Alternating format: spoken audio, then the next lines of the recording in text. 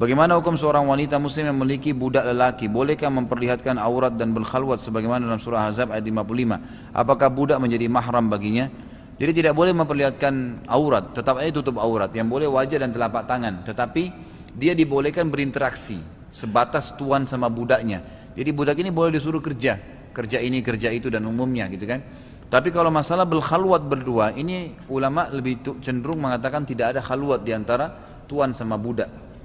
Nah, memang tidak dibolehkan bagi mereka, kecuali dalam sebuah rumah memang ada orang-orang lain, rame, masih ada orang dan lain itu lain. Karena khalwat ini artinya berdua saja. Jadi bukan mahram juga ya, bukan mahram di sini. Apa hukumnya budak bisa dikiaskan dengan hewan ternak karena ilatnya sama-sama diperjualbelikan? Nggak bisa, karena budak itu manusia, nggak bisa disamain dengan hewan ternak. Beda, lain. Ini manusia. Hewan ternak antum nggak bisa bebasin. Biar juga sapi antum bilang kau bebas, nggak bebas-bebas gitu kan. Kalau budak lain, kamu bebas ya bebas gitu kan. Lain, nggak bisa disamain. Ini apalagi bahasanya ilatnya sama lain, nggak mungkin, nggak nyambung ya. Apakah pembantu di zaman sekarang hukumnya sama dengan budak? Lah, jauh sekali. Pembantu-pembantu itu kan orang yang bebas. Ya akhi dan ukhti, budak ini didapat dari peperangan. Bukan tetangga dipanggil kerja kemudian jadi budak gitu. Ya. Tadi saya sudah sebutin penjelasannya. Ustaz, bagaimana penebusan dosa jika seseorang sering berbohong sampai dirinya sendiri tidak ingat berapa kali dia berapa kali dia telah berbohong? Ya akhi dan ukhti, dalam Islam bohong haram, dosa besar. Berbohong itu dosa besar, makanya syaitan selalu membuat kita bohong.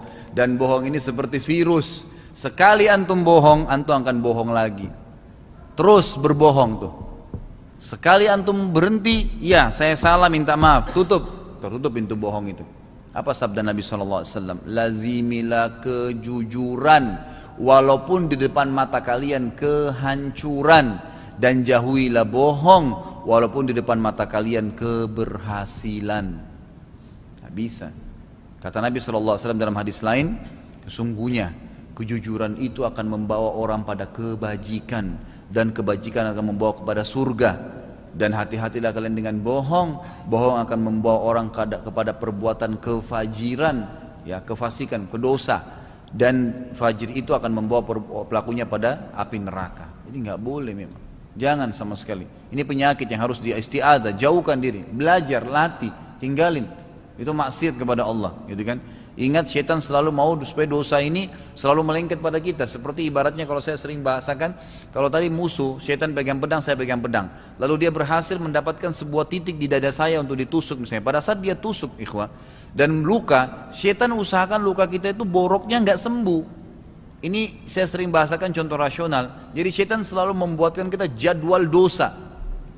Misal jam 8 pagi atau jam 7 sebelum keluar nonton gosip, dihiasi sama dia supaya jadi program rutin.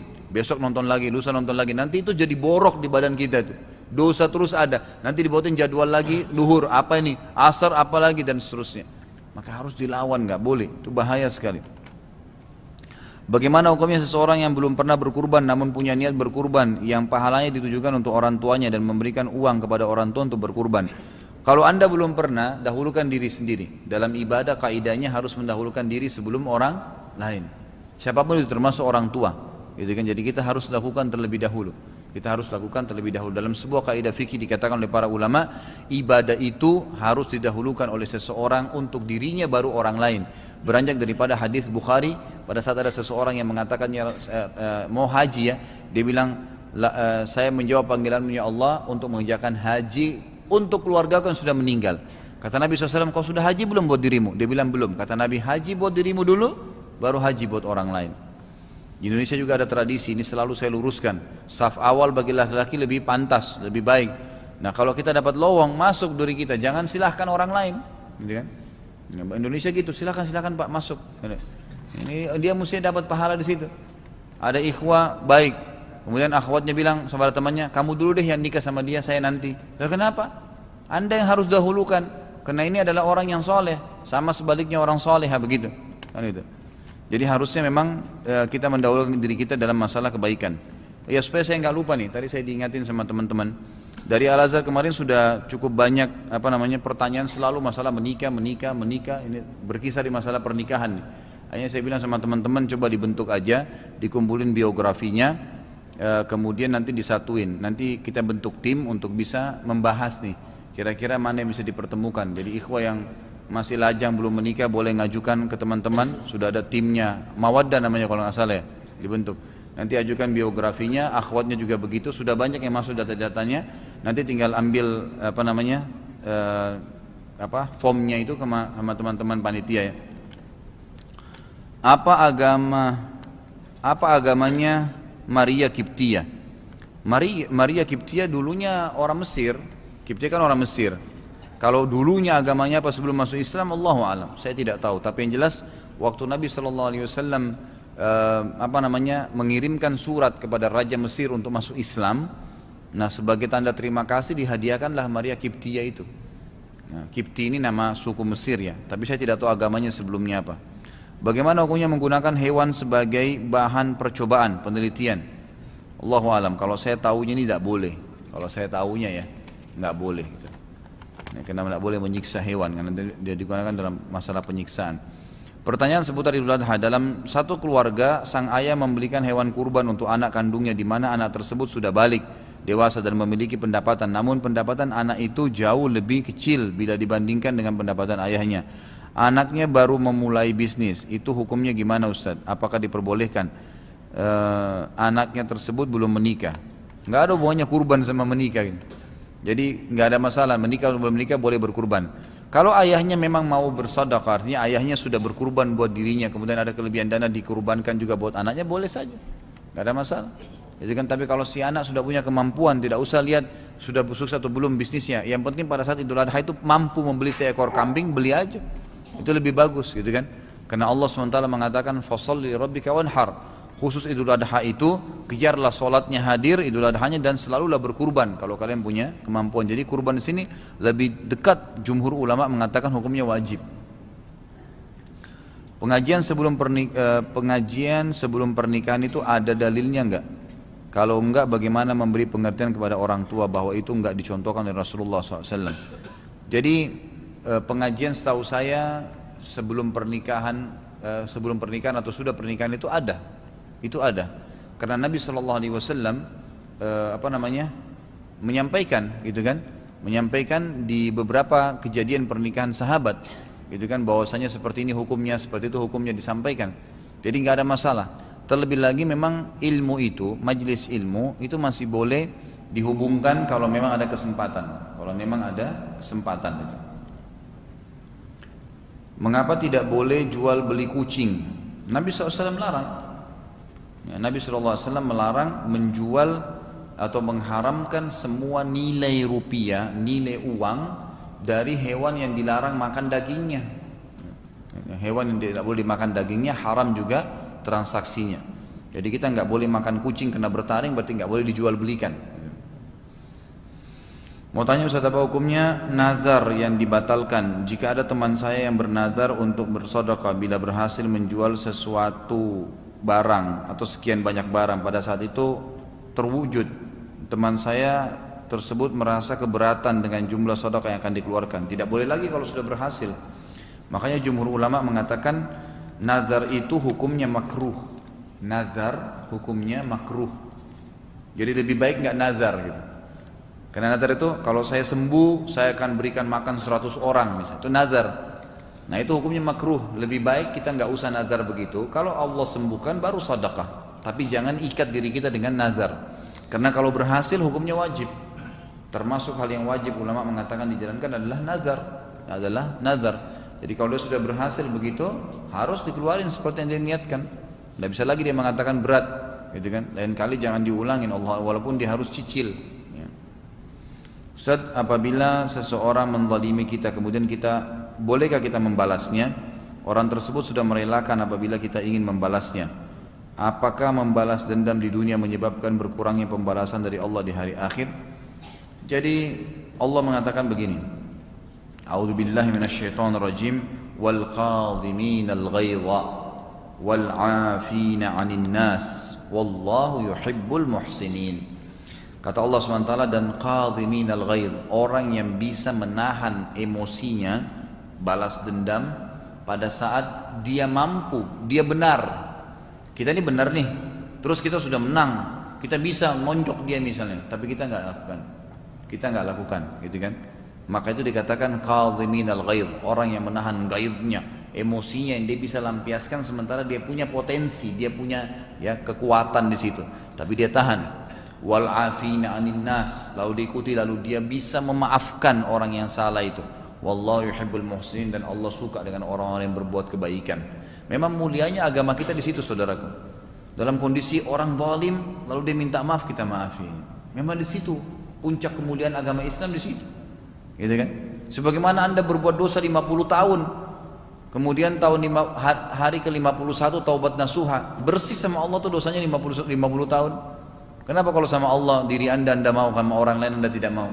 Jadi kan, mestinya kita bisa terapin, dan itu subhanallah jauh lebih memudahkan orang itu. Berapa banyak orang yang seperti ini keadaannya waktu Nabi SAW masuk di Mekah, gitu kan? Ada banyak orang-orang seperti Abu Sufyan, Hindun, dulu benci dengan Islam.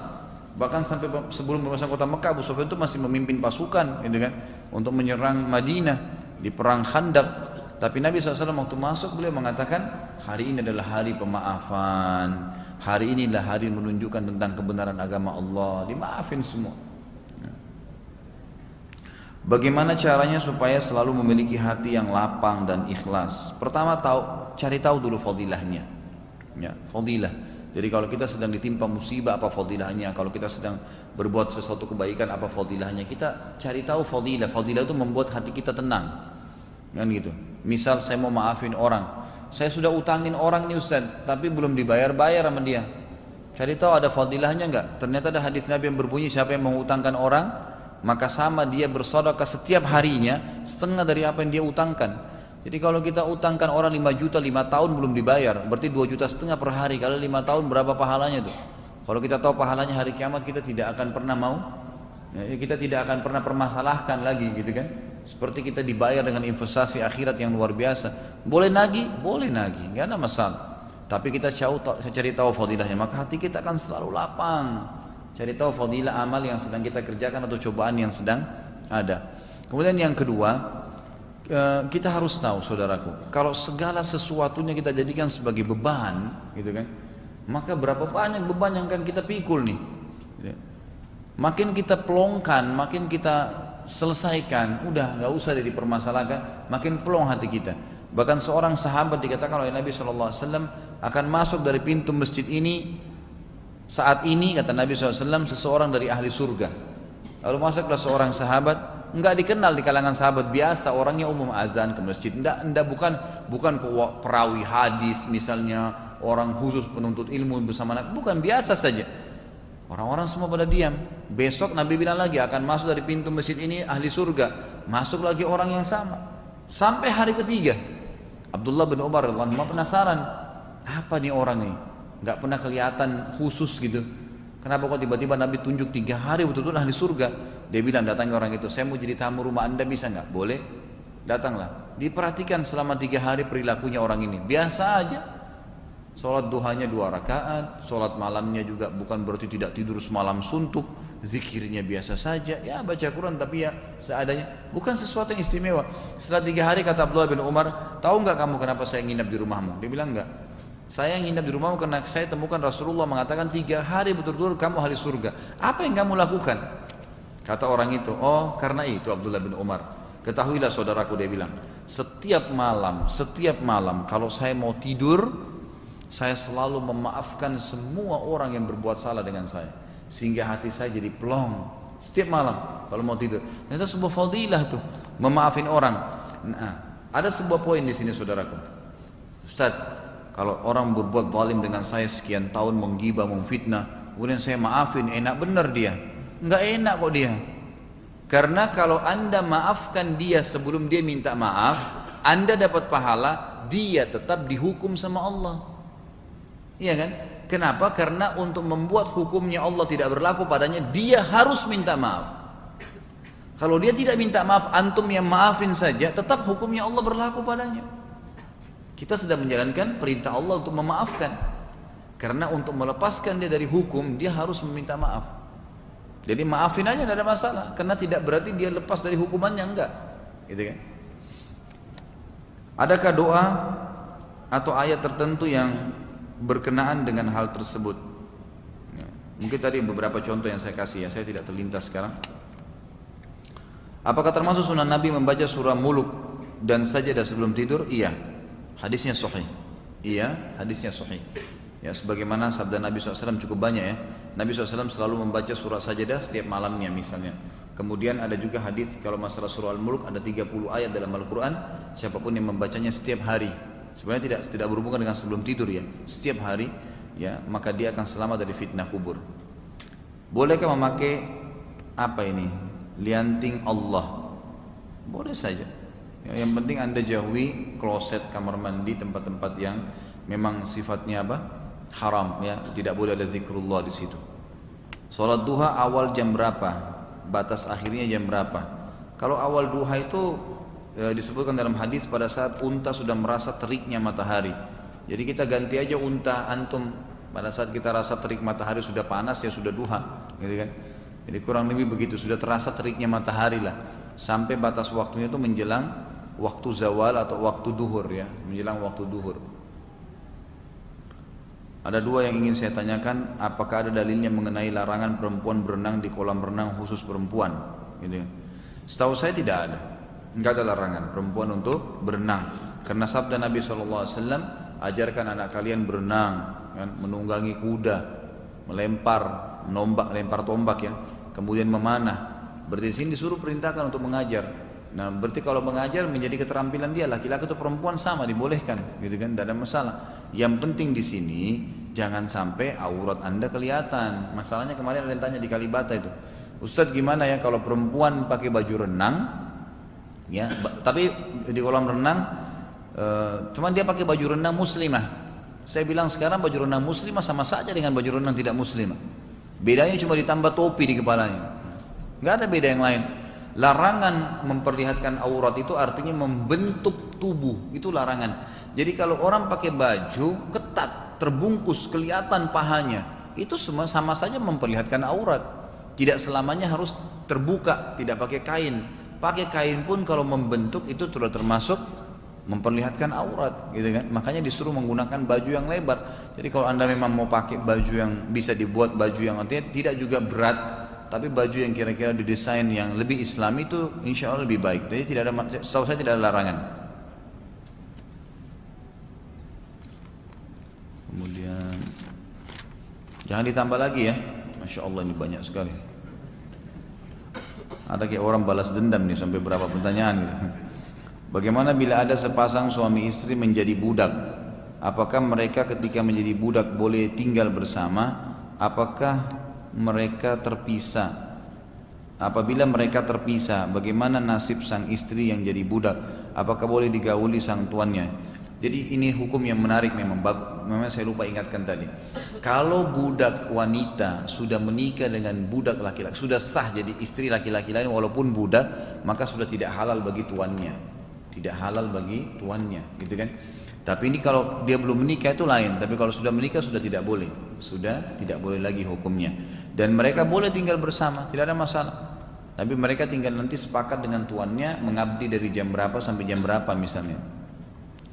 Orang tua saya cerai sejak saya kecil dan saya belum pernah bertemu ayah saya sejak 4 tahun. Ketika saya SMA saya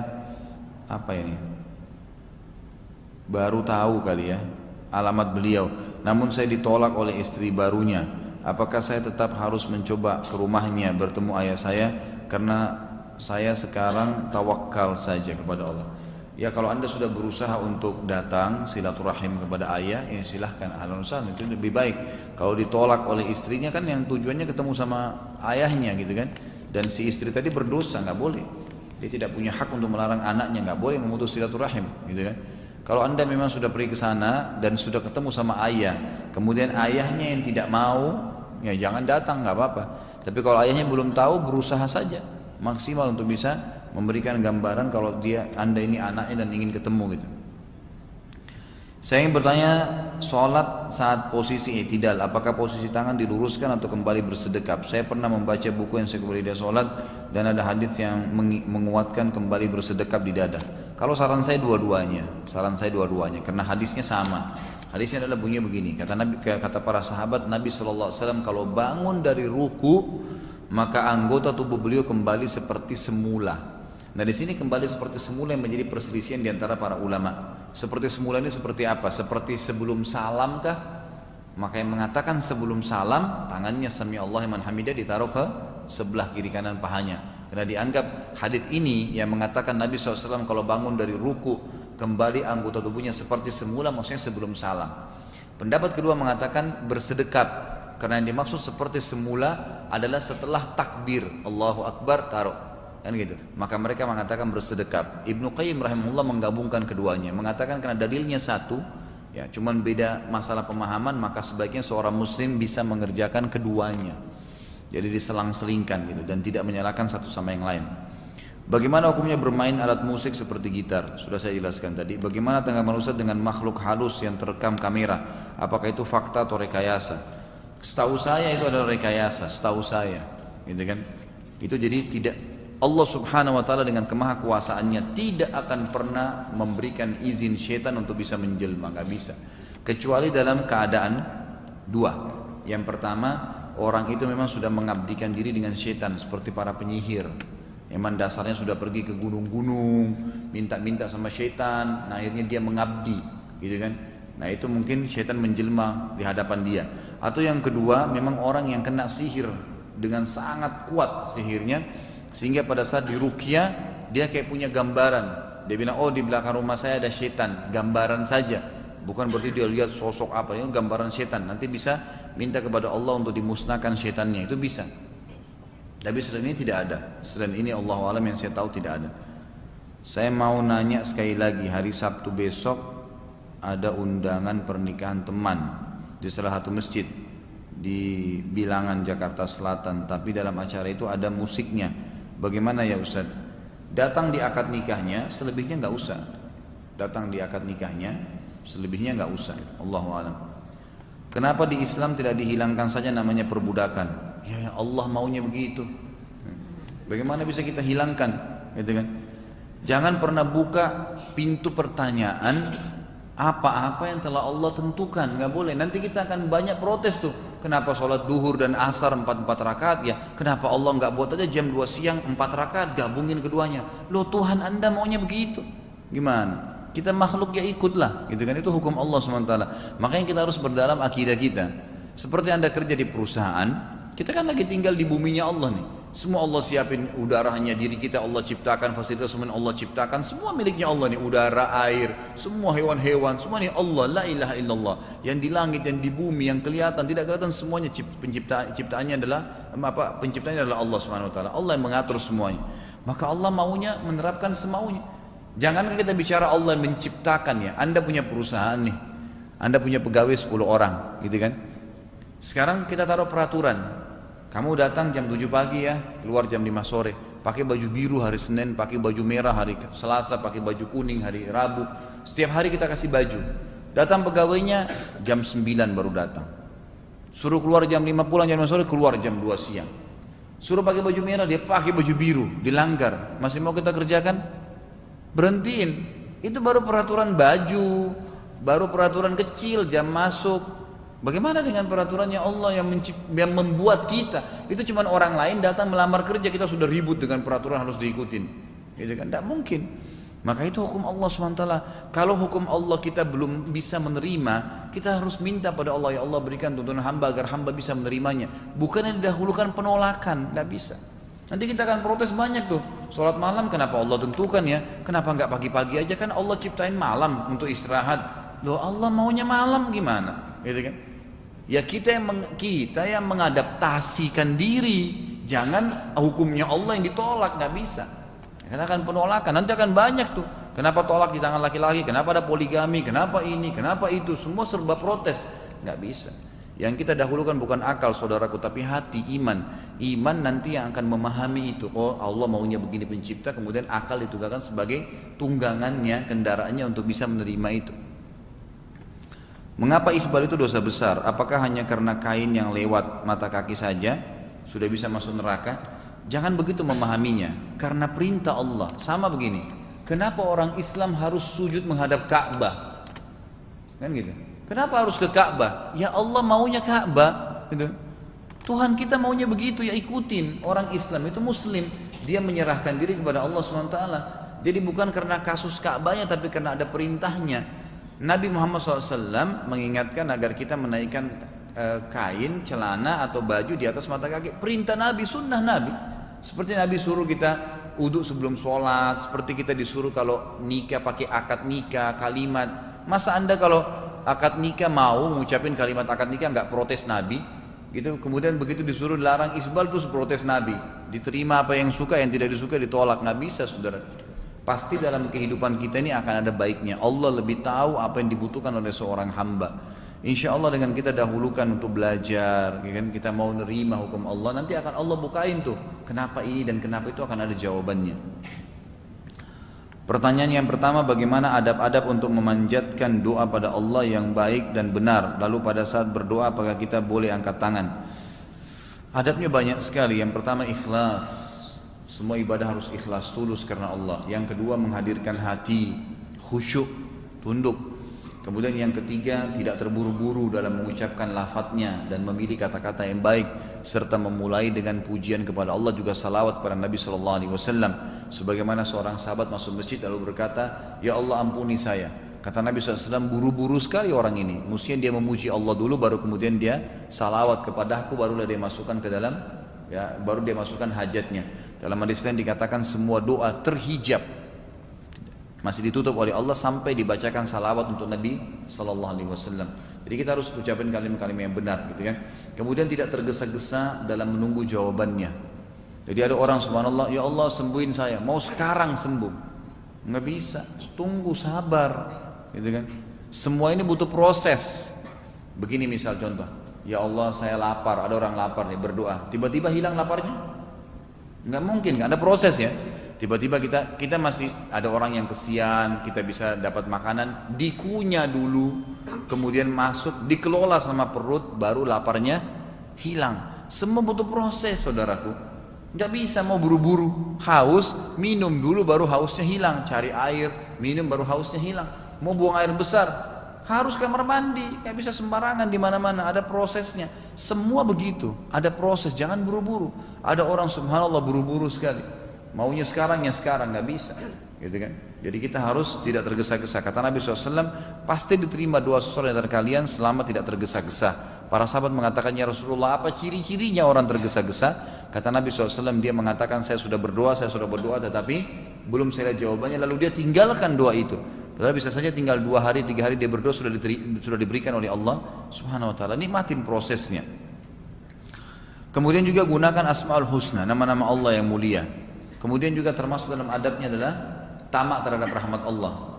Kita lebih baik, kata ulama, berdoa lagi sehat bilang ya Allah pertahankan kesehatan ini, daripada sudah sakit baru kita bilang ya Allah sembuhin saya. Dua-duanya boleh, tapi lebih afdal kalau kita tamak, minta sementara sehat ditambah kesehatan, minta sudah kaya ditambah kekayaan, sudah pintar diminta tambah pintar. Itu lebih afdal daripada kita ya tidak meminta sesuatu setelah nikmat itu diangkat. Sudah sakit baru minta sembuh, sudah bangkrut baru minta rezeki. Mestinya dari sebelumnya, gitu kan. Jadi kita boleh tamak terhadap rahmat Allah SWT. Kalau boleh angkat tangan boleh, tentunya nggak ada masalah. Nggak ada masalah angkat tangan, tergantung kondisi anda lihat mana yang bisa lebih ikhlas kepada Allah. Seiring perkembangan zaman di smartphone saya ada aplikasi Muslim Pro. Gunanya untuk saya adalah bisa mengingatkan suatu waktu azan atau sholat. Saya bisa baca Al-Quran pada saat saya sedang menunggu sesuatu. Masalahnya smartphone tersebut selalu saya bawa kemanapun, termasuk kamar mandi. Apakah saat di tempat umum, apalagi tempat umum, bagaimana sebaiknya Pak Ustaz? Nggak ada masalah. Menyentuh fisik Al-Quran yang diharamkan dalam Islam, membawa fisik Al-Quran ke dalam tempat yang tidak dimuliakan seperti WC misalnya, ya bukan kamar mandi itu masih tidak ada masalah. WC dipisahin ya. Jadi anda kalau di wastafel boleh baca bismillah kalau wudhu, tapi jangan baca nama-nama Allah, atau tadi ada Quran itu di klosetnya, ya di klosetnya. Baik, kalau ini fisik Al-Quran murni, kayak Anda banyak taruh di masjid-masjid kita ini, maka itu tidak boleh tadi. Hukumnya junub tidak boleh sentuh, haid tidak boleh sentuh, nifas tidak boleh sentuh, nggak boleh masuk di dalam WC. Tetapi kalau dia bukan murni Al-Quran, tadi seperti di smartphone misalnya, itu nggak ada masalah, karena dia bukan Al-Quran, dia dikenalnya HP bukan Al-Quran, maka nggak ada masalah. Itu ulama sudah mengatakan tidak ada masalah. Allah alam. Bolehkah seorang muslimah mempunyai hobi naik gunung? Untuk apa ukhti? Iya, untuk apa naik gunung? Boleh saja, tapi untuk apa gitu? Lebih baik mengasah keterampilan yang dibutuhin untuk masuk surga, didik anak kah, mengajar, ya, baca buku, hobi-hobi yang nyambung lah dengan dia. Kalau dia sudah naik gunung sampai di atas dapat apa? Sesuatu yang kecil sekali manfaatnya gitu kan. Allahu alam. Kalau menurut saya lebih baik kepada keterampilan yang lain, mungkin menjahit, mungkin keterampilan bahasa, nanti bisa membantu suaminya jadi sekretarisnya, nanti mungkin bisa didik anak, nanti melatih anak untuk ini dan itu. Keterampilan banyak sekali, masak lah dan segala macam hal yang berhubungan dengan wanita. Batasan apa saja yang membolehkan seorang muslimah berpergian sendiri dikarenakan orang tua berada di luar kota sehingga setiap akhir pekan rutin bepergian? Kalau menurut saya Allahu alam, jadi hadis yang berbunyi perjalanan tidak halal bagi wanita, kan itu, mengatakan perjalanan sehari semalam tanpa mahram, gitu kan? Itu kembali kepada sehari semalamnya. Ini ada dua pendapat ulama. Yang pertama mengatakan sehari semalam tolok ukurnya adalah zaman Nabi SAW, gitu kan? Jadi zaman Nabi itu antara Mekah Madinah jaraknya 3 hari. Berarti kalau sehari semalam itu sepertiganya Madinah, berarti sekitar 125 kilo, sudah nggak boleh lagi wanita berangkat tanpa mahram, gitu kan? Tapi pendapat kedua mengatakan tidak, sehari semalam ini dilihat memang sesuai dengan perkembangan zaman. Jadi kalau perjalanan seorang wanita misalnya dari Jakarta ke Lombok, pernah ada salah satu murid saya mengadakan perjalanan dengan istrinya, itu dari Jakarta ke Lombok dengan mampirnya 2 hari 2 malam. Ini nggak boleh, gitu kan? Kalau kurang dari 24 jam masih boleh saja. Kalau misalnya tempat orang tua Anda cuma 2 jam naik mobil, Jakarta Bandung misalnya 3 jam 4 jam, itu nggak ada masalah, masih dibawa, ya, 24 jam insya Allah masih boleh. Jadi patokannya masalah sehari semalamnya. Bolehkah umroh tanpa mahram, hanya pergi bersama sekelompok teman muslimah? Ini pendapat pertama tadi, ulama yang mengatakan juga tidak bolehnya, ya, tidak bolehnya perempuan safar tanpa mahram perjalanan sehari semalam. Artinya sehari semalam ini tolak ukurnya zaman Nabi SAW 125 kilo, berarti tidak boleh, ya, dalam pendapat ini, ya, dalam pendapat ini tidak dibolehkan. Tapi saya tanya kemarin Dr. Sulaiman Rahili pada saat beliau datang di Jakarta, salah satu ulama yang mengajar di Masjid Nabawi sekarang. Saya kebetulan sangat dekat dengan beliau, saya tanya gitu kan, setelah saya terjemahkan di Masjid Al-Fatah, Syekh, bagaimana sebenarnya hukum seperti ini? Beliau mengatakan khusus masalah haji umroh memang masih perselisih di antara para ulama, gitu kan. Tapi umumnya masih ada yang membolehkan pada saat memang tidak ada mahramnya sama sekali, dan kalau dia tidak pergi maka akan bermasalah buat dia. Ini ada pendapat, ya. Ada pendapat lain mengatakan tidak boleh. Kalau tidak ada lagi mahram, tidak ada mahram, tidak ada kewajiban dia untuk umroh atau haji. Allahu alam. Tapi kalau saya cenderung dengan tadi apa dikatakan Dr. Sulaiman Rahili, beliau mengatakan ini masih berselisih di antara ulama, dan umumnya masih ada yang membolehkan, ya, kalau memang itu dalam haji dan umroh dikhawatirkan dia meninggal tidak sempat mengerjakan ibadah tersebut. Terlebih lagi ada pendapat kedua tadi mengatakan perjalanan sehari semalam dibolehkan, ya. Pesawat dari Jakarta ke Jeddah kan 9 jam, bawah dari 24 jam, gitu kan. Ini berbicara perjalanannya, ya, bukan tiba di lokasi. Tiba di lokasi sudah nggak ada masalah, karena mahram itu dibutuhkan untuk memberikan keamanan kepada si wanita. Kalau sudah tiba lokasi dianggap sudah aman, perjalanannya yang dipermasalahkan. Apakah bila kita memberi sebagian penghasilan ke orang tua itu bisa dikatakan sebagai zakat? Enggak boleh. Zakat itu kan ada syaratnya, haul dan nisab. Haul itu masa setahun uang yang kita tabung diakumulasikan semua, dikeluarkan utang, gitu kan. Kemudian baru dikali 2,5%. Kemudian ada 2,5% nisabnya. Ya, kalau mencapai 85 gram emas dikeluarkan 2,5%. Dan perlu Anda tahu, orang tua jalur ke atas, ayah, ibu, kakek, nenek, dan jalur ke bawah, anak, cucu tidak boleh terima zakat. Nggak boleh terima zakat. Kalau ke samping boleh, paman, ponakan, sepupu silahkan, nggak ada masalah. Bagaimana sikap terbaik apabila saya memiliki ayah Ibu sudah wafat, selalu mengeluh mengenai uang, padahal uang tersebut akan diberikan kepada istri dan keluarga. Apa ini? Oh, keluarga ayah menikah lagi, sehingga saya malas untuk bertemu karena setiap bertemu selalu mengeluh mengenai uang. Kalau cuma mengeluh apanya harus dimalasin? Biarin aja mengeluh, nggak apa-apa. Dengarin aja keluhannya. Yang Anda mampu bantu, yang tidak bahasakan kalau tidak mampu. Jangan sampai kita batasi silaturahim hanya karena keluhannya ayah. Enggak usah. Menurut saya jangan ya, karena bertemu dengan ayah itu silaturahim itu luar biasa. Jadi kata ulama, walaupun ayahnya itu fasik, orang yang berbuat maksiat, tapi pada saat anaknya mengatakan, ya doain saya, hukum hadis Nabi berlaku, doa orang tua untuk anak mustajab. Jadi bisa saja diijabah oleh Allah Subhanahu wa taala. Ustaz, saya laki-laki yang sudah menikah, bagaimana kedudukan orang tua kandung dan mertua jika keduanya membutuhkan bantuan saya secara ekonomi?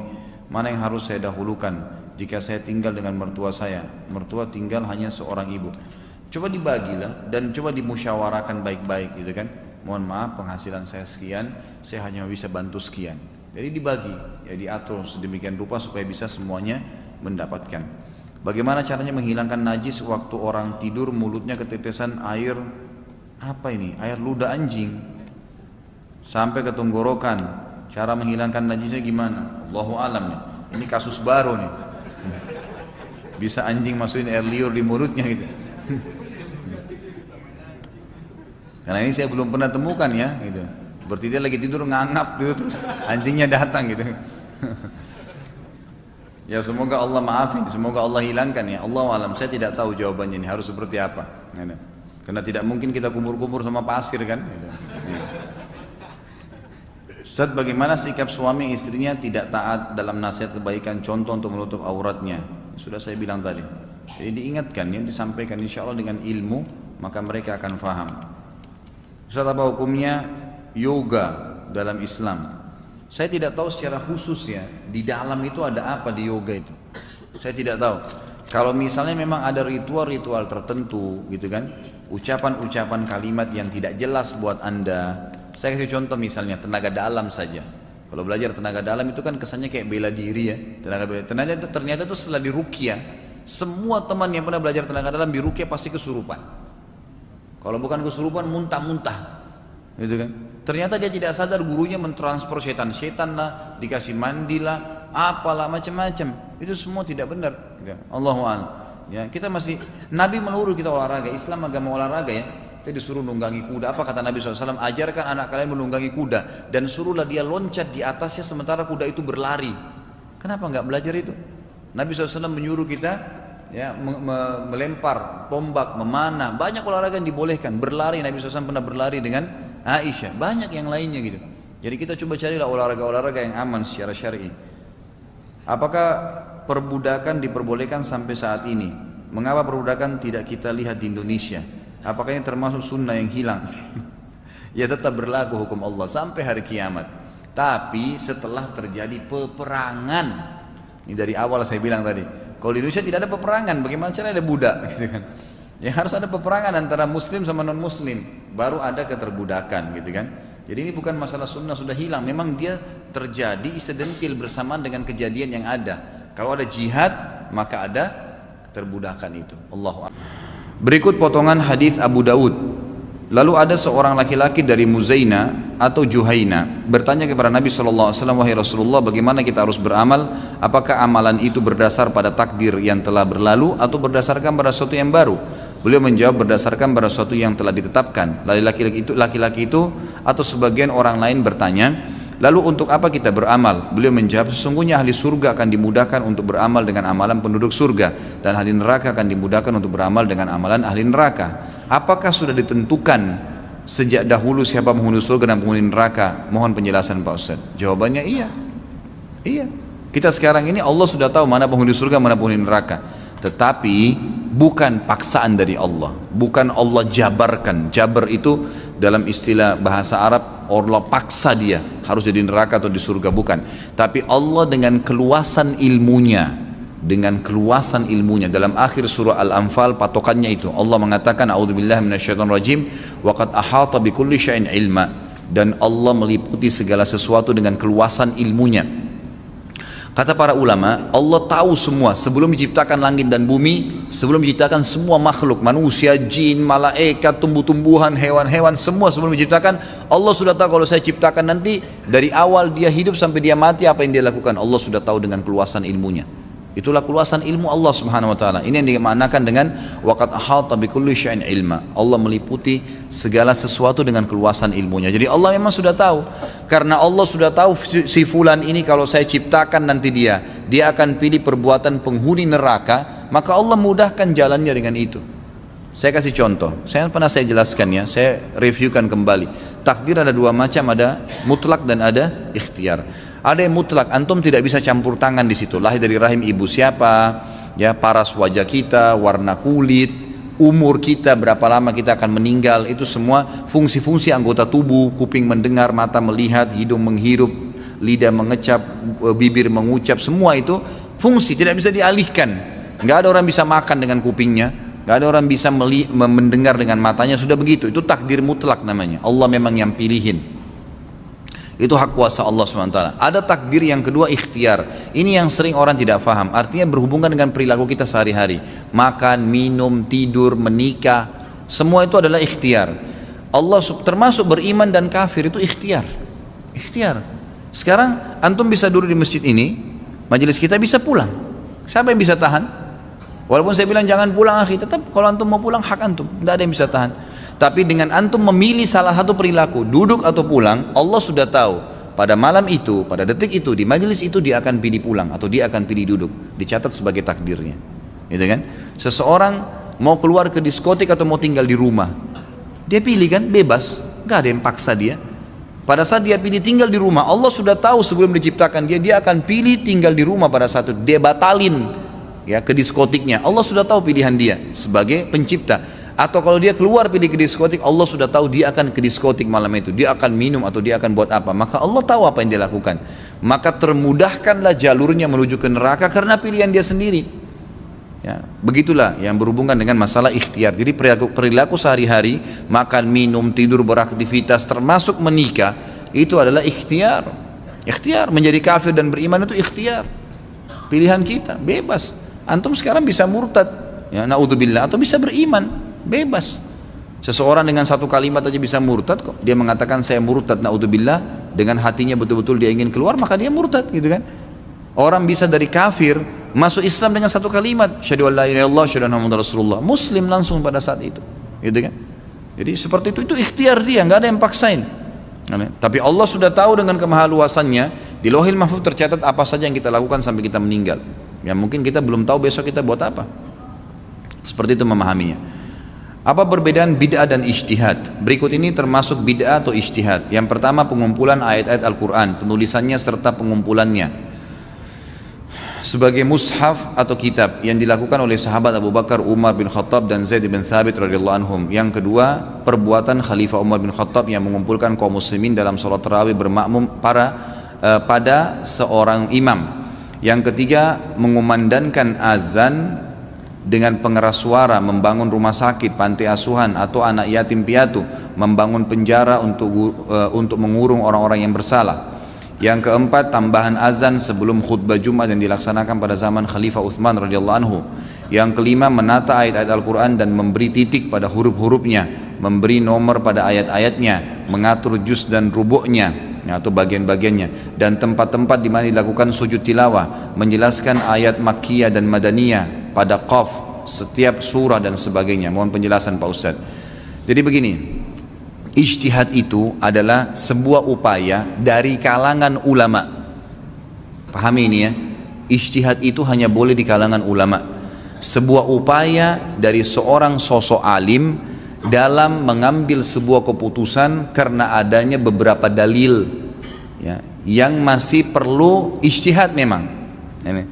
Dia tidak tahu yang mana dia harus pilih, dalil yang A atau dalil yang B, lalu dia berijtihad, kan gitu. Selama dia alim dibolehkan berijtihad, dan itu juga berlandaskan dengan dalil, jadi bukan ijtihad semaunya, enggak, karena memang ada dalil di situ. Kalau masalah bid'ah berbeda, bid'ah itu sesuatu yang baru, tidak pernah dicontohkan oleh Nabi dan juga para sahabat, terutama Khulafaur Rasyidin. Yang Anda sebutkan di sini pengumpulan ayat-ayat Al-Quran itu perilakunya Abu Bakar, Umar. Siapa itu Abu Bakar dan Umar? Khulafaur Rasyidin. Masuk dalam hadis Irbat, alaikum bisunnati wa sunnatul khulafaur rasyidin mahdiyyin min ba'di addu 'alaiha bin nawajid, gitu kan? Berpegang teguhlah pada sunnahku dan sunnah khulafaur rasyidin, Abu Bakar, Umar, Utsman dan Ali. Berpegang teguhlah pada sunnah-sunnah itu walaupun dengan gigi geraham kalian. Jadi perilaku Abu Bakar, Umar, Utsman, Ali dianggap adalah perilaku bagian sunnah Nabi SAW, karena Nabi sendiri yang suruh itu, kan gitu. Kemudian sama juga dengan perbuatan Umar bin Khattab dalam menyatukan orang sholat tarawih. Umar bin Khattab bukan melakukan itu semaunya sendiri. Ulama sudah sepakat, dan pada saat tabligh akbar kemarin masalah Umar saya sudah jelaskan masalah ini ya, bahwasanya Umar bin Khattab kata para ulama menyatukan orang untuk sholat berjamaah tarawih karena beliau pernah menemukan di zaman Nabi SAW di hari pertama Ramadan, waktu beliau sholat diikuti dengan beberapa sahabat, itu kemudian Nabi SAW biarkan, nggak dikatakan itu dilarang. Cuma hari kedua Nabi nggak keluar lagi. Waktu ditanya, hari kedua tuh orang pada ngumpul semua ingin ikut berjamaah sama Nabi SAW. Nabi nggak keluar sampai menjelang azan subuh. Sudah subuh, Nabi SAW sholat subuh berjamaah, lalu kemudian beliau mengatakan, sungguh saya tahu tadi malam kalian menunggu saya dan saya sengaja tidak keluar karena saya khawatir kalau saya keluar mengimami kalian maka jadi wajib tarawih itu. Maksudnya apa? Boleh kalian berjamaah. Umar tinggal kembali ke situ, bukan perbuatan yang baru, kan gitu. Kan gitu. Ini pemasuk masalah mushaf dikumpulkan, memang di zaman SAW masih berserakan, maka Abu Bakar kumpulin, gitu kan? Dikumpulin bukan satu hal yang ditambah, mengumpulkan. Kemudian juga mengumandangkan azan, ya pada saat di zaman Utsman radhiyallahu anhu.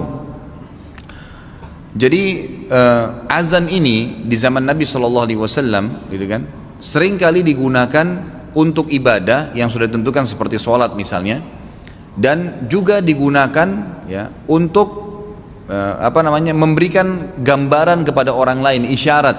Seperti misalnya azan yang diterapkan oleh Nabi SAW di subuh, ada dua azan. Beliau mengatakan kalau kalian dengarkan azannya Bilal maka tetaplah makan, kalau kalian dengar azannya Ibnu Ummul Maktum muadzin kedua maka berhentilah makan. Kata ulama, azan pertama ini tidak ada hubungannya dengan subuh, tapi Nabi SAW suruh kumandankan agar orang-orang yang sudah terlanjur sholat dari semalam suntuk istirahat sejenak, karena itu ukurannya 50 ayat antara azan pertama sama azan kedua. Kemudian orang yang belum bangun malam mereka supaya bangun sholat, gitu kan. Ulama mengatakan azan pertama gak ada hubungannya dengan subuh, tapi Nabi SAW menjadikan sebagai simbol pemberi peringat bahwasanya sudah dekat waktu subuh, gitu kan. Utsman bin Affan waktu menyuruh azan Jumat 2 kali di zaman beliau radhiyallahu anhu, pada saat itu Islam itu penduduk Madinah sudah makin banyak, orang hijrah ke Madinah sampai mereka memenuhi Wadi Aqiq. Wadi Aqiq ini 7 km dari Madinah, dari Masjid Nabawi. Jadi kurang lebih 2 km dari Masjid Kiblatain sekarang. Tepatnya di depan kampus kami. Kalau di Madinah itu kalau teman-teman lagi umrah datangi Islamic University nanti akan lihat di depannya ada Wadi Aqiq, ada sebuah lembah. Sampai di situ orang tinggal. Dan itu 7 km. Zaman dulu ya, kalau orang azan di Masjid Nabawi di zaman khilafahnya Utsman radhiyallahu anhu pun itu tidak terdengar di Wadi Aqiq, orang tidak tahu Jumat sudah masuk belum. Maka Utsman bin Affan mengambil patokan hadis tentang bolehnya azan untuk mengingatkan orang di subuh, ditarik oleh Utsman bin Affan, sama ukurannya 50 ayat di Jumat, gitu kan, di Jumat. Maka beliau meletakkan di setiap pinggiran jalan yang kira-kira suara sudah tidak terjangkau muadzin, 50 ayat sebelum azan Jumat, gitu kan. Itu beliau lakukan karena sudah terlalu banyak penghuni Madinah, gitu kan, untuk memperingatkan. Makanya di zaman Ali radhiyallahu anhu, waktu masjid sudah mulai banyak di Madinah, gitu kan, dan orang-orang sudah mendengarkan azan, sama Ali dihilangkan itu, nggak ada lagi.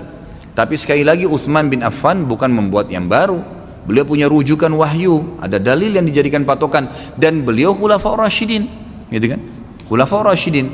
Masalah kasus pengeras suara, membangun rumah sakit, pantai asuhan yatim piatu, Nabi SAW taruh di belakang rumah beliau, kalau anda pernah dengar namanya Suffah, Ashabus Suffah. Suffah itu satu lokasi kurang lebih luasnya 7 kali 7 meter atau 5 kali 5 meter, saya tidak tahu pasnya. Tapi itu dulu ada tempat di belakang rumah Nabi SAW yang beliau bangun sebagai bangunan rumah, dan beliau menampung para penuntut ilmu dan orang-orang susah di situ. Orang-orang yatim, anak-anak yatim, orang yang menuntut ilmu ditampung oleh Nabi SAW. Lalu kenapa kalau kita buat seperti itu? Nabi SAW pernah contohkan, gitu kan? Menampung itu. Bahkan Nabi SAW memotivasi siapa yang saya dan sponsor anak yatim yang menyiapkan fasilitas mereka, rumah mereka, gitu kan? Maka seperti sama saya seperti ini di surga. Ya, seperti nanti dekat sekali, seperti jari telunjuk sama jari tengah, jadi sangat dekat, gitu kan? Jadi itu memang perintah ada. Membangun rumah sakit di zaman Nabi SAW, di zaman Khulafaur Rasyidin, zaman Nabi SAW memang masih tabib, ya, ada disilakan dengan tabib. Ya, mereka memang menyatukan hadis-hadis Nabi SAW, lalu mereka mengobati sahabat-sahabat yang luka, dan mereka menukil satu sama lain cara mengobati, seperti waktu terjadi perang Badar, perang Uhud, beberapa sahabat yang luka diobati oleh sahabiat yang memang faham tentang, ya, memberhentikan obat, ada campuran-campuran tertentu yang mereka letakkan, itu semua dilakukan. Jadi di zaman Nabi SAW memang masih belum ada rumah sakit secara khusus, gitu kan? Tapi di zaman Khulafaur Rasyidin sudah ada tempat-tempat yang khusus memang untuk mengobati orang-orang yang sakit, gitu kan? Walaupun itu biasanya masih menggunakan pelataran masjid, tapi itu ada. Jadi tidak ada yang baru di sini. Kemudian masalah membangun penjara untuk orang yang melakukan kesalahan, ini juga sama, dikatakan oleh para ulama tidak masuk dalam bid'ah karena bukan bangunan. Bid'ah itu ibadah. Ini bangunan, tidak ada masalah. Apakah kita harus sama masjid kita dengan masjidnya Nabi? Zaman Nabi itu pakai batang kurma loh. Ditebang atasnya, ditebang akarnya, ditancapin. Apakah kita juga harus cari sekarang batang kurma, tidak usah pakai semen dan batu bata? Tidak, karena itu fasilitasnya, bukan perilaku ibadahnya. Beda fasilitasnya. Zaman Nabi SAW pakai unta, kita juga pakai unta, nggak usah pakai mobil? Enggak, fasilitas itu, bukan perilaku ibadahnya sendiri, gitu kan? Kecuali kalau sholat asar 4 kita jadikan 5, kita kurangin 3, perilaku ibadahnya, gitu kan? Itu yang lain, itu yang tidak boleh. Jadi seperti itulah. Sama dengan menata ayat-ayat Al-Quran, sebenarnya bukan hal yang baru. Jadi di zaman Nabi SAW, bacaan mereka sudah ada itu, ada wakafnya, kan gitu. Ada hukum-hukum tajwid yang mereka sudah lantunkan dengan lisan mereka, mereka saling menukul itu. Kenapa sekarang ada penulisan dengan harakah, terutama di Mushaf Utsmani di zaman Utsman radhiyallahu anhu? Kenapa? Karena terlalu banyak orang-orang yang baru masuk Islam dari negeri Persia, dari orang-orang yang ajam, bukan orang turunan Arab, tidak mengerti tulisan Arab. Mereka kalau disuruh baca yang gundul tidak paham. Orang-orang Arab paham, tapi orang lain tidak paham. Maka Utsman bin Affan berijtihad untuk memberikan baris, bukan tambahan dari beliau. Emang dasarnya bacaannya begitu, bukan baru itu. Emang bacaannya begitu, alif lam mim dibaca ya begitu, gitu kan? Dzalikal kitabu la raiba fihi, memang sudah begitu bacanya, tinggal dikasih baris supaya memudahkan orang ajam untuk membacanya. Contoh kecil, kita di Indonesia kalau tidak pernah belajar bahasa Arab, gitu kan, kemudian dikasih kitab gundul, bisa baca nggak? Gitu kan? Kalau kita belajar dari Iqra misalnya, kemudian memang dia menggunakan baris, lalu kemudian Al-Quran juga kita kembali, kita jadi mudah membacanya. Itu hanya untuk mempermudah saja, tidak ada hubungannya dengan menambah atau membuat-buat ibadah baru. Apakah meninggalkan maksiat karena malu kepada orang itu syirik? Bukan syirik sebenarnya, tapi ya dosa saja, gitu kan? Tidak dapat pahala. Dia tidak jadi berbuat zina karena malu sama orang lain, bukan malu sama Allah. Itu bukan syirik sebenarnya, tapi dia dosa saja, ya. Dosa saja karena memang dia meninggalkan maksiat bukan karena Allah Subhanahu Wa Taala. Bolehkah berdoa tidak sambil mengangkat tangan seperti sedang berjalan, sedang mengendarai? Boleh. Nabi SAW seringkali berdoa mengangkat tangan atau tidak mengangkat tangan, terjadi, kan gitu. Misal antum tiba-tiba melihat ada mobil tabrakan, antum bilang, ya Allah mudah-mudahan tidak terjadi pada saya. Tidak perlu angkat tangan, kan gitu. Memang keadaannya begitu. Kalau memang antum mau angkat tangan pun tidak ada masalah, dua-duanya ada perintah dari Nabi SAW. Apakah mengusap muka setelah sholat dan berdoa pernah Rasulullah SAW kerjakan? Apa termasuk bid'ah? Belum pernah ada riwayat yang menjelaskan masalah itu. Mengusap wajah dengan telapak tangan, itu belum pernah ada contoh dari Nabi SAW. Nah, karena ini yang perlu kita jelaskan. Masuk dalam bid'ah kalau mengusap wajah karena dia rangkaian daripada ibadah yang ditambah. Doa Nabi SAW tidak pernah mengusap wajah, kita mengusap wajahnya. Maka bisa ulama mengatakan masuk karena kita menambah ibadah yang Nabi SAW sudah lakukan. Apakah tersentuh rambut istri dapat membatalkan wudhu? Enggak, kecuali antum syahwat, ya, lain, kan gitu. Ini sudah pernah saya jelaskan kan. Jumhur ulama mengatakan bersentuhan dengan kulit yang bukan mahram, ya, kalau tidak diikuti dengan syahwat, gitu kan, dan tidak sengaja. Kalau yang bukan mahramnya, istri di sini sengaja pun tidak apa-apa, asal tidak syahwat. Kalau yang bukan mahram, jumhur ulama mengatakan kalau tidak sengaja dan tidak syahwat tidak batal, nggak batal. Tapi kalau sengaja memegang, gitu, maka itu masuk dalam ya berhati-hati maka batal. Kalau syahwat jelas batal. Dengan istri menyentuh sengaja atau tidak sengaja nggak batal kecuali dengan syahwat. Makanya Imam Ahmad rahimahullah menekankan hadis Bukhari ya yang berbunyi, Aisyah berkata Rasulullah SAW pernah menciumku lalu kemudian keluar mengimami sholat tanpa wudhu lagi. Ya kata sebagian ulama hadis ini kebiasaan Nabi SAW mencium kasih sayang, mencium keningnya istri atau istri salaman dengan suaminya kemudian pergi sholat maka tidak batal karena tidak ada syahwat, kecuali syahwat antum lebih tahu gitu kan. Kalau Imam Syafi'i lebih hati-hati, Imam Syafi'i mengatakan pokoknya tersentuh batal, syahwat atau tidak syahwat gitu kan. Jadi kurang lebih begitu gambar.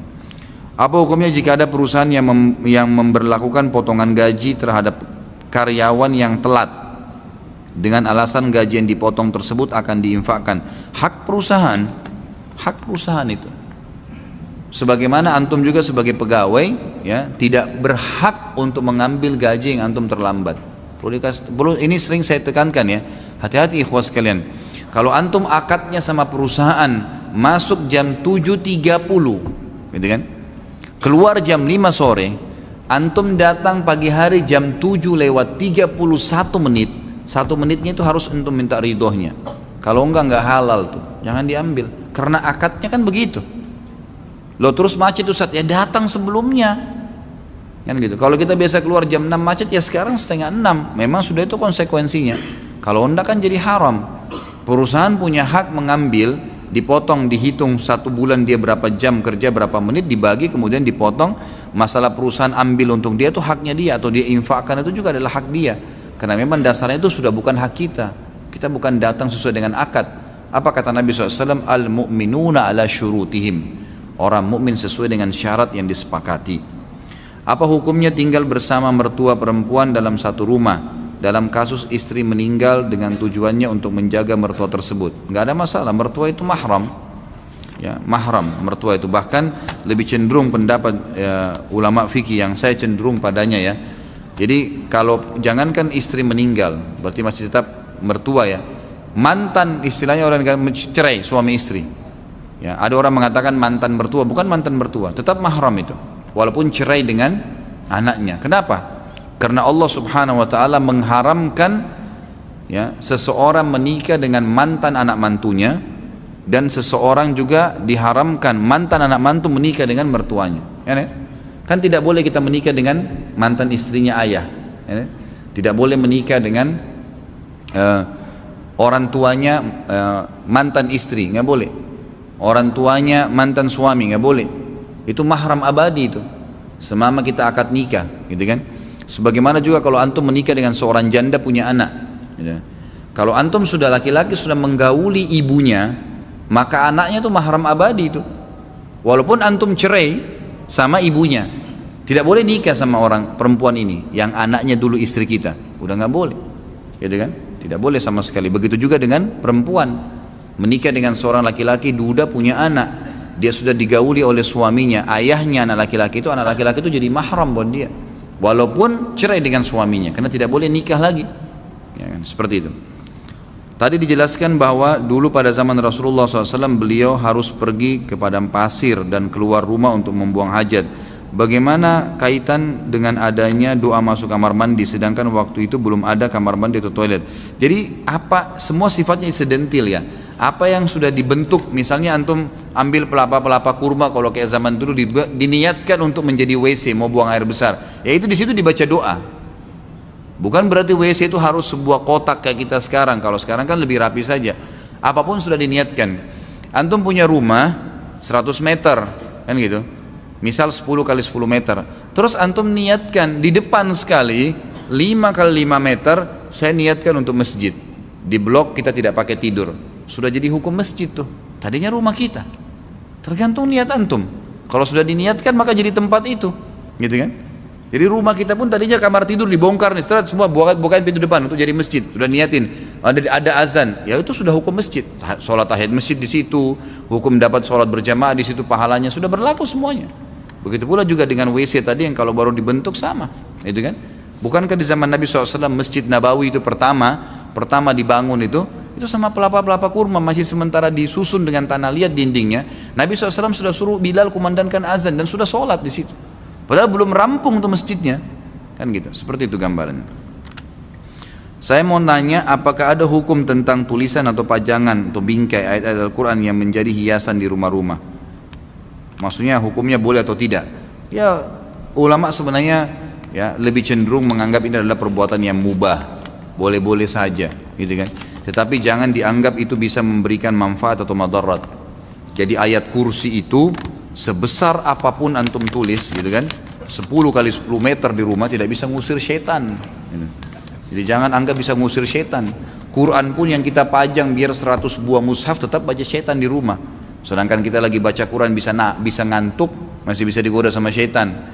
Mengusir syaitan dengan membacanya, gitu kan. Jadi tidak benar itu sering diceritakan di film-film di Indonesia kalau Quran ditempelin teriak-teriak syaitannya, gitu kan.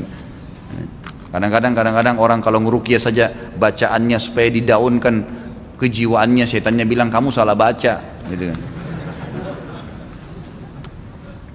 Bolehkah kita menggunakan media gambar seperti di atas bertuliskan terjemahan ayat Al-Quran dan hadis tanpa kalimat Arabnya sebagai sarana syiar agama Islam di media sosial? Boleh saja, nggak ada masalah. Gambar jalan, ada pohon, kemudian ditulis ayat atau hadis, ya itu insya Allah tidak ada masalah. Yang penting jangan ada gambar yang berjiwa ya, manusia, hewan, jin, dan di sini ulama masukkan juga malaikat. Lalu bagaimana pandangan Islam terhadap hukum memajang gambar seperti di atas pada dinding rumah atau dicetak di baju? Sudah pernah saya jelaskan, tidak ada masalah. Selama itu bukan yang berjiwa, nggak ada masalah. Antum punya baju kaos, gambarnya pohon, nggak apa-apa. Gambarnya building, nggak apa-apa. Tulisan, nggak ada masalah. Jangan gambar harimau, gitu kan? Gambar orang, nggak usah. Segala sesuatu yang terjadi pada diri kita itu atas izin kehendak Allah. Ini sahihkah? Jawabannya iya. Pertanyaan tersebut mau ana pakai untuk memberi nasihat kepada orang yang selalu khawatir dalam melakukan segala sesuatu dan jadi lambat sekali dalam bertindak. Contoh, saat mencuci tangan diulang-ulang karena khawatir belum bersih. Saat memakai baju lama sekali karena dicek dulu ada serangga atau tidak. Saat wudhu baca doa diulang-ulang dan jadi lama karena khawatir. Ini bukan khawatir, ini was-was dari syaitan. Alladhi yuwaswisu fi sudurin nas, waswasa. Itu bisikan syaitan, nggak boleh ragu. Dan itu akan dihilangkan dengan keyakinan. Ya, dalam hadis dikatakan al-yakinu yazilu syak atau yuzalu syak. Ya. Al-yakinu yazilu syak. Kalau tidak salah begitu lafadznya. Kalau Nabi SAW, saya tahunya kurang lebih seperti itu ya. Jadi keyakinan akan menghilangkan keraguan-raguan. Jadi keraguan itu harus dilawan dari syaitan, nggak boleh. Ya, nggak usah was-was. Kita memang disunnahkan kalau mau tidur mengebas selimut, iya. Memakai baju ragu ada serangga dikebas sekali pakai Bismillah, gitu kan? Udah selesai gitu. Ya, tidak usah terlalu khawatir dengan serangga. Siapa yang lebih besar, Anda atau serangga? Nah. Apa ini? Saudara yang perempuan pada waktu di asrama tidur satu kamar dan tidak pernah buka jilbab. Kawannya satu kamar orang non muslim merasa tersinggung, bagaimana solusinya? Ya itu hak dia. Orang non muslim mau tersinggung terserah dia tersinggung. Apa hubungannya? Kan gitu. Nggak usah pikirin apa orang bilang. Kalau anda merasa membuka jilbab takut khawatir fitnah, maka nggak usah buka. Hak kita itu. Jangankan sama dengan wanita non muslim. Wanita muslim aja kita punya hak untuk tidak memperlihatkan. Hak kita bebas itu. Kan gitu. Boleh hukumnya mubah memperlihatkan yang mubah saja. Ya itu ulama sudah pernah saya jelaskan dari pundak ke atas, leher ke atas, ya, siku ke bawah, gitu kan, dan lutut ke bawah. Ini yang boleh dilihat, sama mahram pun ini boleh dilihat, kecuali suami. Ayah hanya boleh lihat anak perempuannya yang sudah masuk dalam sinnut tamiz, umur yang bisa membedakan jenis kelamin. 10 tahun itu yang boleh dilihat oleh si ayah, lutut ke bawah, leher ke atas, siku ke bawah sampai ke lengan. Lebih dari ini nggak boleh, sudah nggak boleh, gitu. Bisa jadi fitnah, gitu kan. Sama halnya ibu-ibu juga begitu, akhwat tidak boleh lagi memperlihatkan kecuali ini kepada anak laki-lakinya, seperti itulah. Dan sudah pernah saya jelaskan sampai ke masalah, kecuali suami istri ya, sampai masalah jenazah saja. Kalau ada laki-laki meninggal, Anaknya yang perempuan tidak boleh mandikan jenazah ayah laki-lakinya, ayahnya dia. Anak perempuan, anak laki-laki nggak boleh mandikan jenazah ibunya. Yang boleh suami istri atau sesama jenis. Ya, karena ini memang sudah batas, nggak boleh memang, sudah nggak boleh lagi. Ini sesuai dengan sabda Nabi SAW, perintahkan anak kalian ya sholat di umur 7 tahun dan pukullah mereka di umur 10 tahun, dan ini saksi bahasan, pisahkan mereka di ranjang. Kata ulama, pisahkan di ranjang artinya tidak boleh lagi saling melihat, ya, tidak boleh lagi tidur bersama-sama. 10 tahun itu sudah nggak boleh, termasuk nggak boleh tidur sama orang tuanya. Bila kita berbuat kebaikan, apakah pahala kita akan sampai kepada orang tua kita yang sudah meninggal? Dan apakah benar bila kita berbuat dosa maka dosanya pun akan terhubung dengan orang tua yang sudah meninggal?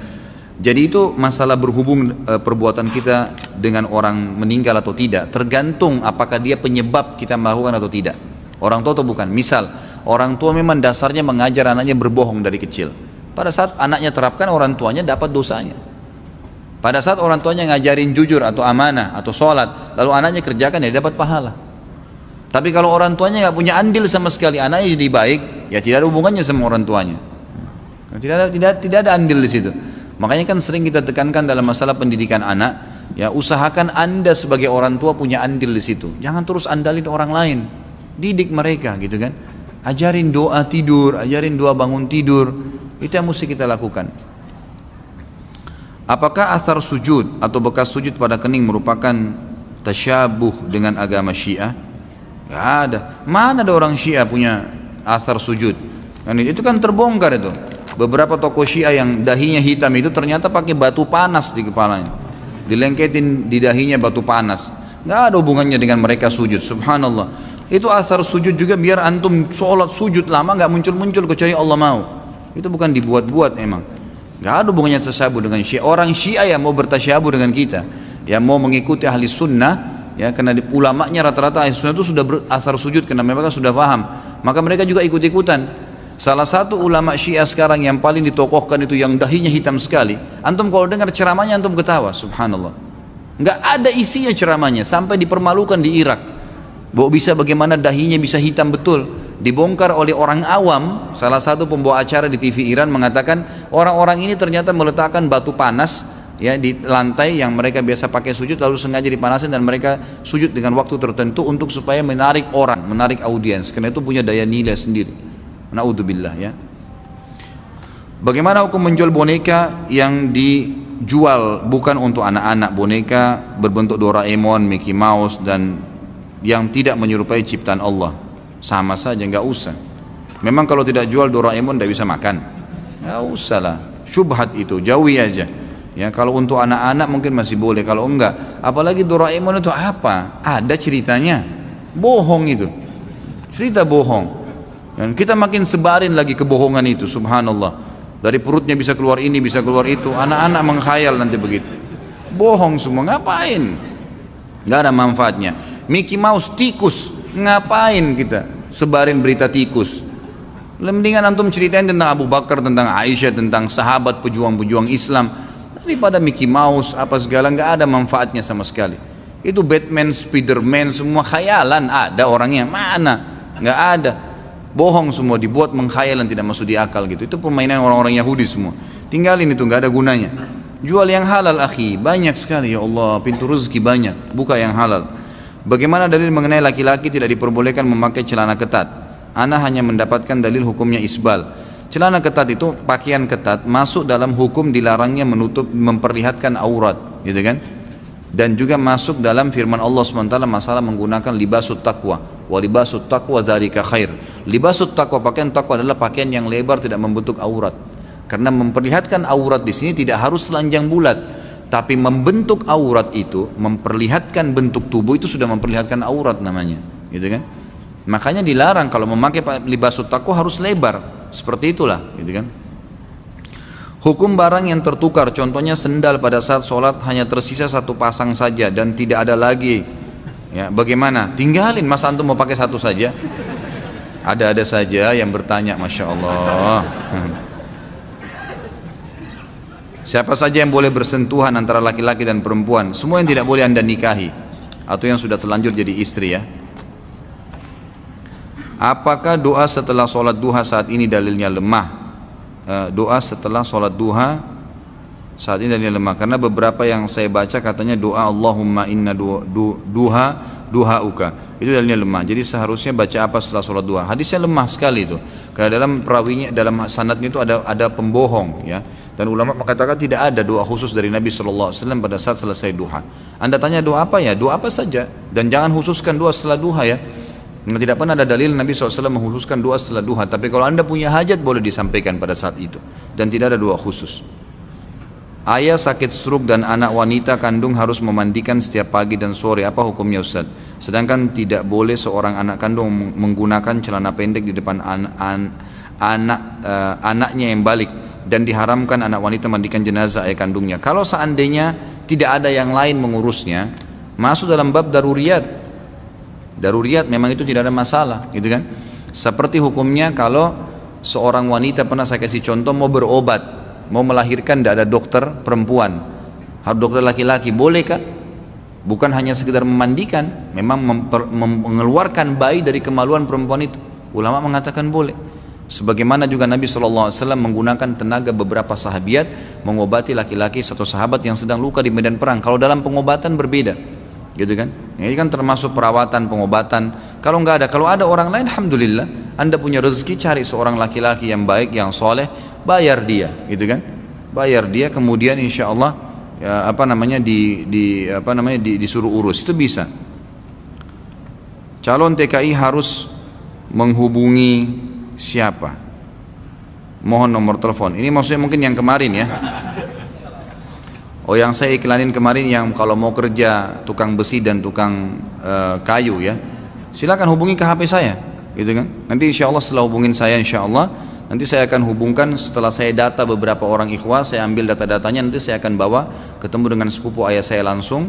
Kemudian nanti antum akan ada pengetesannya. Setelah antum tes lolos, antum silahkan berangkat insya Allah. Dan ini dalam setiap hari ini selalu ada pengetesan, dan selalu ada, kalau nggak salah kemarin pemberangkatan ada 600-800 orang gitu. Silahkan hubungi saya ikhwah, kalau memang antum belum punya nomornya, 08787 807 1504. Nggak ada siaran ulang ya, sudah cukup. Menindaklanjuti penawaran Ustadz, ini sama. Syarat-syarat apa saja? Apa yang harus ditanggung oleh calon TKI? Bagaimana kalau calon TKI tersebut tidak memiliki dana? Menghubungi siapa? Ya, kenapa Ustadz semua yang ditanya masalah ini?